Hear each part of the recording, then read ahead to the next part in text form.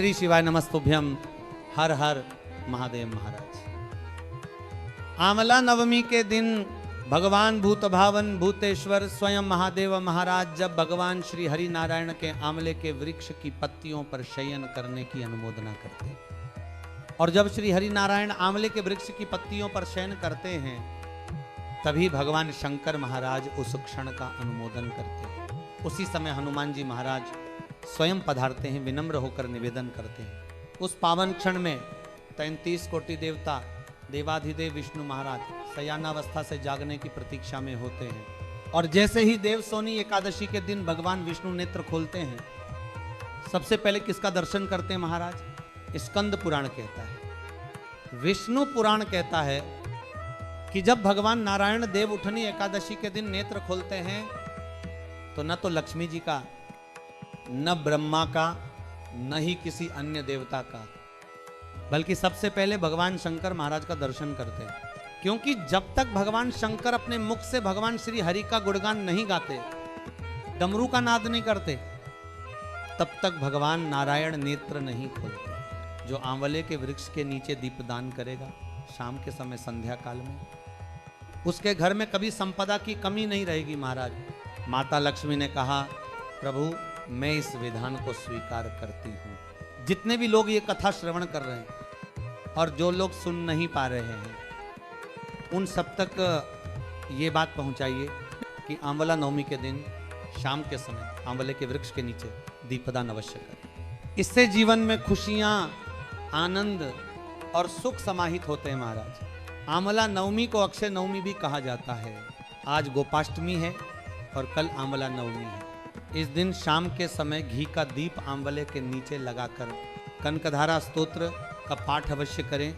अगर नहीं आता हो तो मोबाइल से सुन लें, संस्कृत या हिंदी किसी में भी करें। लक्ष्मी की कृपा पूरे वर्ष बनी रहती है महाराज। अपने परिश्रम पर विश्वास रखो, संघर्ष पर भरोसा रखो और शंकर पर श्रद्धा रखो महाराज। वो तुम्हें मंजिल तक लेकर जरूर जाएंगे। कोई भी परिणाम यह तय नहीं करता कि तुम्हारा भविष्य कैसा होगा। रिजल्ट ये नहीं बताता कि तुम्हारा आने वाला समय कैसा होगा। डिग्रियां भविष्य तय नहीं करती महाराज, मेहनत तय करती है, विश्वास तय करता है, परिश्रम तय करता है।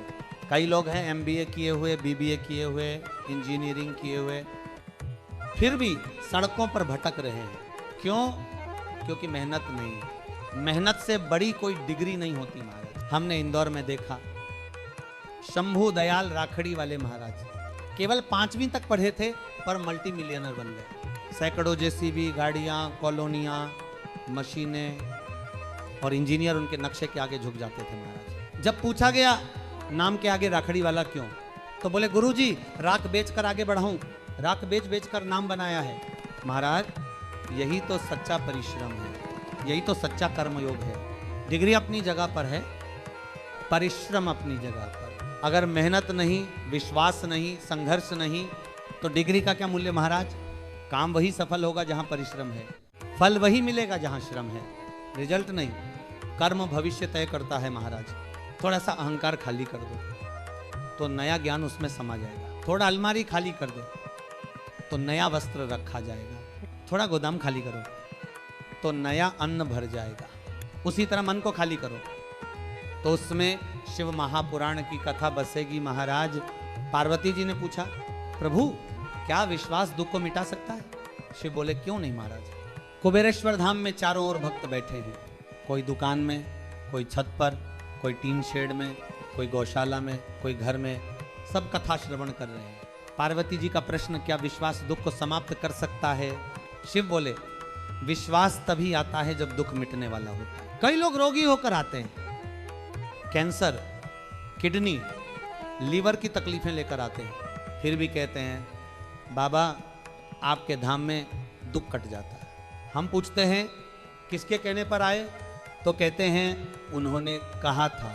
तो हमने कहा उनके वचन पर विश्वास है, तो बोले हाँ महाराज। तो जब विश्वास है तो दुख अवश्य कटेगा। विश्वास तभी आता है जब प्रभु तुम्हारा कष्ट हरना चाहते हैं। रामायण में लिखा है शंकर विश्वास रूपणो। शिव का एक नाम ही विश्वास है महाराज। जिस भरोसे से, जिस श्रद्धा से, जिस विश्वास से तुम शंकर को पुकारो बाबा अवश्य सुनते हैं। चंद्रदेव ने पूछा, शिव को सुनाना कैसे?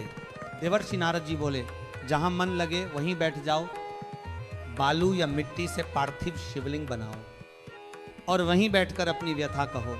कण कण में शिव का वास है महाराज, कंकर में शंकर है। ये भूल है कि लोग मंदिरों में भगवान को ढूंढते हैं, जबकि भगवान तो अपने ही भीतर विराजमान है। कंकर उठाओ, दिल से पूजो, तो कंकर में भी एक दिन शंकर के दर्शन होंगे महाराज। ये भूमि कुबेरेश्वर धाम पूरे विश्व में एकमात्र ऐसी भूमि है जहां कंकर को पूजकर शंकर देखा जाता है। इस भूमि पर आने वाला कोई खाली नहीं जाता। ये भूमि साधारण नहीं, ये भूमि स्वयं भगवान शिव की क्रीड़ा भूमि है महाराज। इसीलिए जब भी अवसर मिले अपने परिवार से कहो, मुझे सीहोर कुबेरेश्वर बाबा के धाम ले चलो। कंकर शंकर की भूमि पर पूजन करना जीवन का सबसे बड़ा सौभाग्य है। जो वहां गया वो खाली नहीं लौटा महाराज। हर हर महादेव, श्री शिवाय नमस्तुभ्यम। जय कुबेरेश्वर धाम की, जय आंवला नवमी महोत्सव की।